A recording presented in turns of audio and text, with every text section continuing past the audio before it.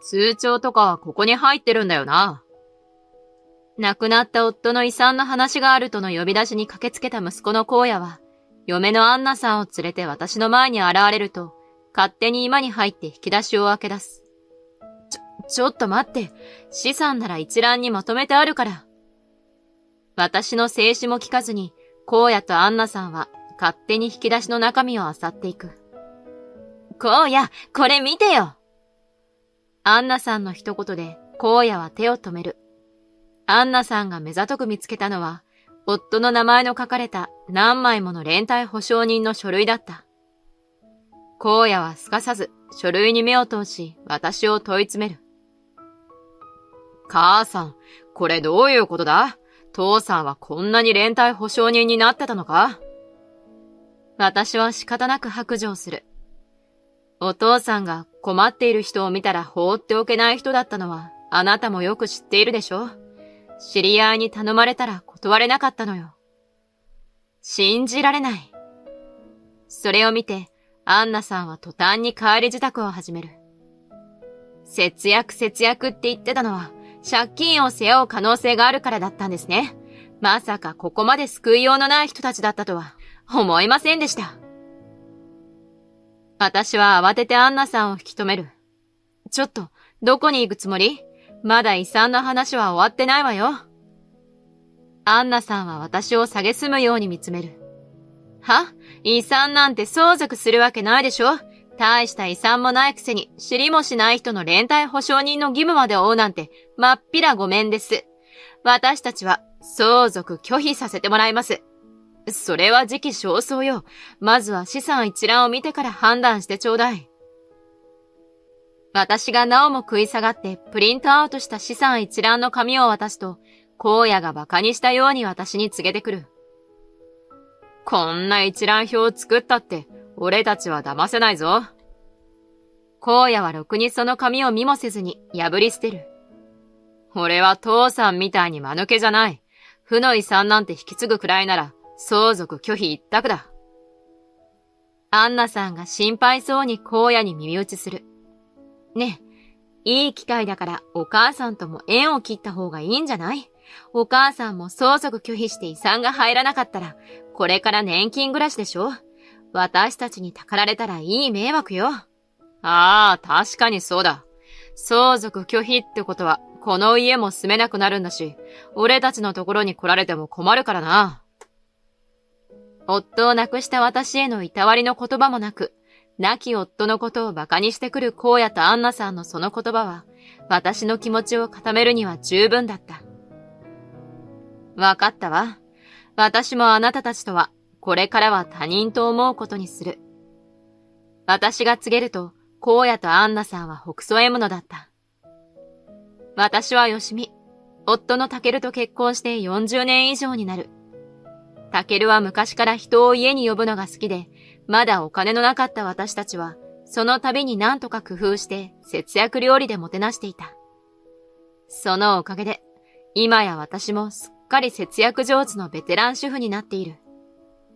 息子の荒野が結婚相手のアンナさんを連れてくると聞いた時も、私は若い二人に節約術を伝授してあげようと、節約料理を振る舞った。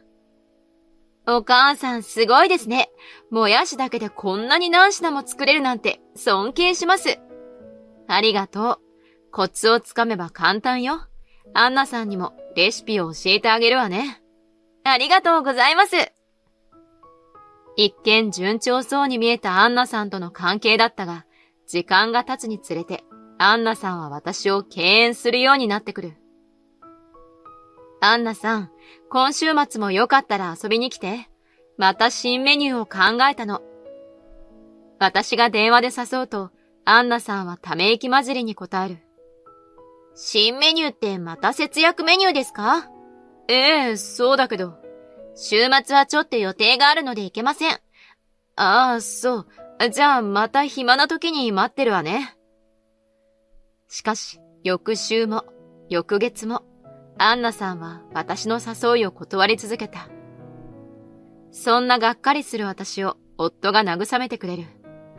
荒野もアンナさんも今は夫婦の時間を大事にしたいんだろう。仕方ないよ。でも、なんだか避けられているような気がして、僕たちも夫婦二人の時間を楽しめばいいじゃないか。きっと二人もそのうちにまた顔を見せに来てくれるさ。そうね。夫に言われ、私もだんだんと誘うのを控えるようになっていく。次にアンナさんと荒野がうちにやってきたのはお正月だった。私が張り切っておせち料理を出すと、アンナさんはげんなりした顔を見せてくる。もうちょっと伊勢海老とかローストビーフとか見栄えのいいものはないんですか？おせちだから日持ちがするものをと思って。その考えが貧乏くさいんですよ。アンナさんは舌打ちしながらつぶやいた後、私に自分のスマホを見せてくる。ほら見てください。友達の旦那さんの実家では、こんなに華やかでインスタ映えする料理が出てくるんですよ。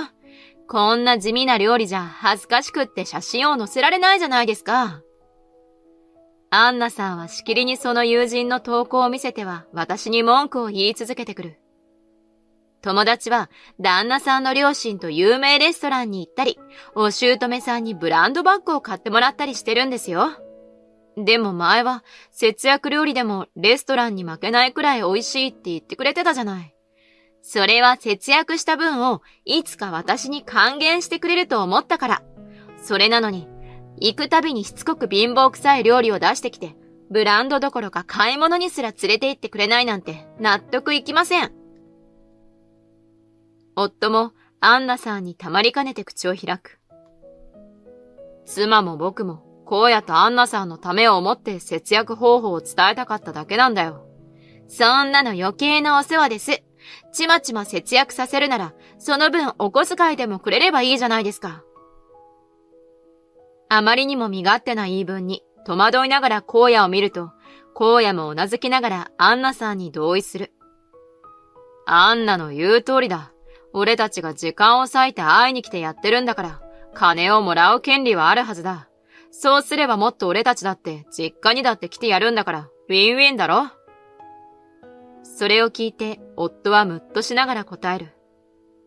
お前たちは、金をもらえないと親に顔を見せにも来ないっていうのか？せっかく来てあげてるのに、友達に自慢もできない貧乏くさいもてなし方じゃ、私たちに何のメリットもないんですよ。せめてお金くらいもらわないとやってられません。アンナさんの言葉に、夫は怒りに声を震わせながら告げる。そんな気持ちで会いに来ていたのなら、もうここには来なくても結構。夫の真剣な様子に一瞬ひるんだアンナさんだったが、次の瞬間、開き直って宣言してくる。お父さんがそう言うなら、もう帰らせていただきます。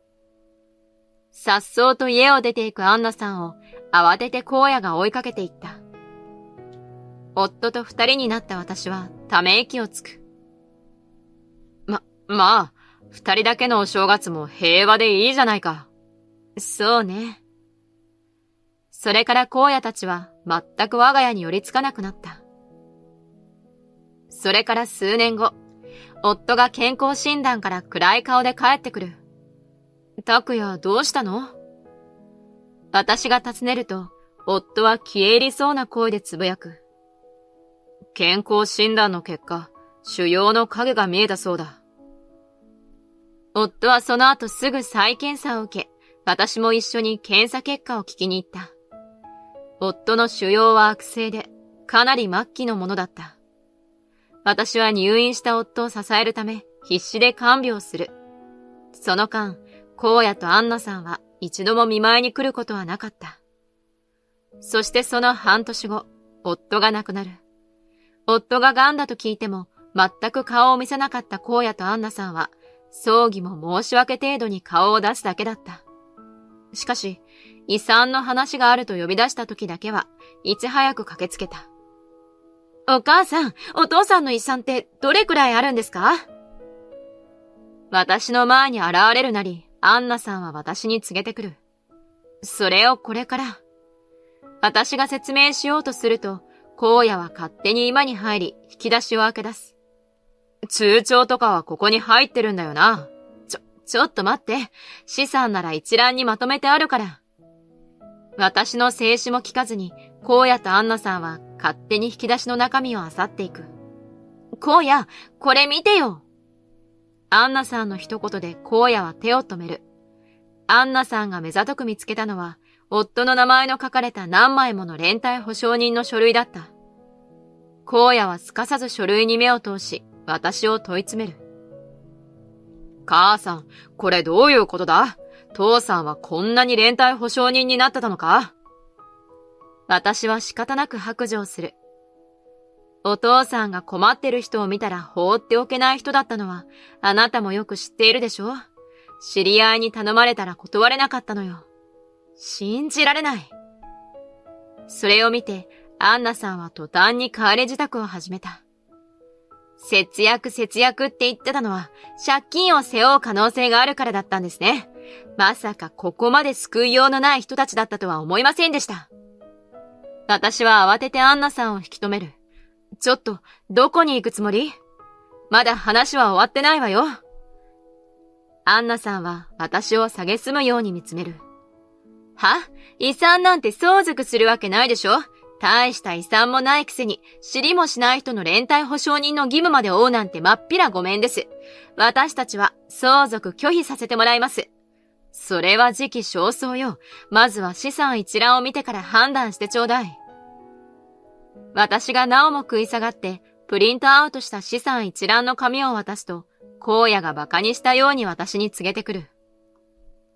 こんな一覧表を作ったって、俺たちは騙せないぞ。荒野はろくにその紙を見もせずに破り捨てる。俺は父さんみたいに間抜けじゃない。負の遺産なんて引き継ぐくらいなら相続拒否一択だ。アンナさんが心配そうに荒野に耳打ちする。ねえ、いい機会だからお母さんとも縁を切った方がいいんじゃない？お母さんも相続拒否して遺産が入らなかったら、これから年金暮らしでしょ？私たちにたかられたらいい迷惑よ。ああ、確かにそうだな。相続拒否ってことはこの家も住めなくなるんだし、俺たちのところに来られても困るからな。夫を亡くした私へのいたわりの言葉もなく、亡き夫のことを馬鹿にしてくる荒野とアンナさんのその言葉は、私の気持ちを固めるには十分だった。わかったわ。私もあなたたちとはこれからは他人と思うことにする。私が告げると、荒野とアンナさんはほくそ笑む。母さんが聞き分けよくて助かったよ。これからは毎日もやし生活ですね。こうして私は息子夫婦との連絡を絶った。それから荒野たちと顔を合わせることもないまま数年が過ぎる。そんなある日、私はマンションのモデルルームの前で荒野とアンナさんに遭遇した。以前と変わらない質素な格好をしている私を上から下まで眺め回した後、アンナさんは高笑いをしてくる。お母さん、もう縁を切ったから、ただのおばさんですね。相変わらず質素な格好をしてるんですね。お変わりなくて安心しましたよ。馬鹿にしたように私に上から目線で告げるアンナさんに、荒野も同調する。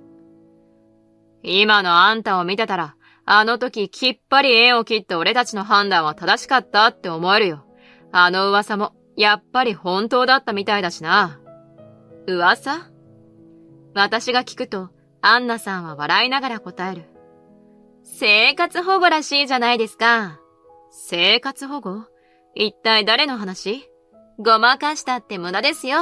近所の人から、あなたが役所で生活保護について質問してたって聞いたんですから。まさか生活保護を受けるところまで落ちぶれてるなんて想像以上ですね。あれは知り合いのために聞いていただけよ。はいはい、もういいですから。貧乏人が見栄を張っても見苦しいだけですよ。どうせ連帯保証人の借金でも背負って生活できなくなったんでしょ？予想通りすぎてウケる。私は何を言っても取り合おうとしないアンナさんや荒野への弁解を諦めため息をつく。これ以上他人のあなたたちに話すことはありません。じゃあ。そう言い放ち、早々にその場を立ち去ろうと、目の前にあったマンションのモデルルームの中に入っていく。すると二人は私の後に笑いながらついてくる。ちょっと、いくら私たちに図星をつかれて逃げたいからって、こんな場違いなところ入っちゃダメですよ。アンナさんは大声で騒ぎ立てる。いくら入場自由のモデルルームでも、こんな高級タワマンなんて、あなたみたいな貧乏人には縁のない世界なんですから、さっさと出ていかないと迷惑ですよ。そうそう、営業妨害で訴えられるぞ。荒野も笑いながら私を馬鹿にする。それでも出て行こうとしない私を見て、アンナさんは大声で警備員に呼びかける。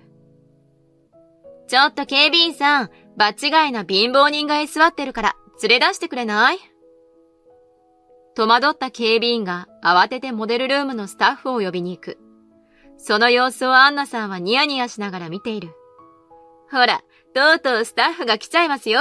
早く謝った方がいいんじゃないですか？生活保護のくせにこんなところにうっかり入ってすみませんって土下座でもしたらどうです？警備員に連れてこられたスタッフが私の前で立ち止まる。すると、期待に目を輝かせるアンナさんと荒野の前で、スタッフは私に深々と頭を下げた。佐久間義美様、お世話になっております。え？アンナさんと荒野が目を丸くしてスタッフに尋ねる。ちょっと何してるんですか？こんな人、早く追い出した方がいいですよ。スタッフが慌てて答える。オーナー様を追い出すなんて、めっそうもございません。オーナー？ええ、佐久間様は、このマンションのオーナー様でいらっしゃいます。アンナさんと荒野が私に詰め寄る。ちょっとどういうこと？あんたは生活保護なんでしょ？私は呆れながら答える。だからそれは、知り合いのために聞いただけだって言ったでしょ？私はこのマンションのオーナーになった経緯を二人に伝える。お父さんは投資用にマンションを2棟保有していたのよ。父さんが？嘘だろ？驚いて声を上げる荒野に私は冷たく告げる。嘘じゃないわ。父さんは1棟を私に、もう1棟を荒野に譲るつもりだったのよ。俺に？あなたが相続を拒否したから、結局私が2棟とも譲り受けることになったんだけど、その2棟のマンションの運用がうまくいって、だいぶ資金に余裕ができたから、このマンションを建てることにしたのよ。真実を知った荒野とアンナさんは、呆然としている。そんな、どうして教えてくれなかったんだよ。それを知ってたら相続放棄なんてしなかったのに。私はちゃんと資産一覧を見るように伝えたはずよ。そこにはちゃんと2棟のマンションのことも書かれていた。それを見ずに捨てたのはあなたたちでしょ？途端にアンナさんは私に媚びを売り出す。お母さん、今からでも私たちに1棟譲ってくれませんか？もう3棟もマンションを保有してるなら家族にも分けてくださいよ。家族？私はあなたにとって何の関係もないただのおばさんなんでしょ？そんな人に夫が残してくれた資産を分けるつもりはないわ。待ってください。すがりつくアンナさんの手を払いのけ、私はにっこりと微笑む。あの時縁を切っておいてよかったわ。おかげで今後あなたたちにお金をせびられる心配はないものね。うなだれる荒野とアンナさんを残して、私は奥のスタッフルームに挨拶をしに向かった。その後、荒野とアンナさんはマンションを所有できなかったことがよほど悔しかったのか、自分たちで借金をして不動産投資に手を出したそうだ。しかし、生半可な知識で購入した不動産は値がどんどん下がり、結局大損をしてしまい、多額の借金だけが残ってしまったと聞いている。返済に困った荒野たちから何度か電話がかかってきたが、私はもう他人だからとあっさりと電話を切り、着信を拒否した。モデルルームの方にも何度か2人が押しかけてきたそうだが、すぐに警備に連絡して追い払ってもらった。あまりに居座ると営業妨害になると訴えると、ようやく2人は私に連絡を取るのを諦めたようだった。今では2人でひたすら借金を返す生活をしていることだろう。一方私は、夫から引き継いだマンションと新しく建てたマンションの運用も好調に働き、悠々自適な生活を送っている。夫が連帯保証人になった人は、みんな夫のおかげで借りられた資金で事業を成功させ、私が迷惑をかけられることは一切なかった。中には一時期低迷し、生活保護になるまで追い詰められた人もいたが、そこから諦めずに、コツコツと小さな仕事を重ねて、自力で借金を返し終わった人もいる。彼らはみんな、夫が連帯保証人になったことや、相続後に私が親身になってくれたことを感謝してもしきれないと言ってくれ、今では逆に何かと私のことを助けてくれている。私は夫が繋いでくれた縁に感謝しながら、今日も節約生活を続けるのだった。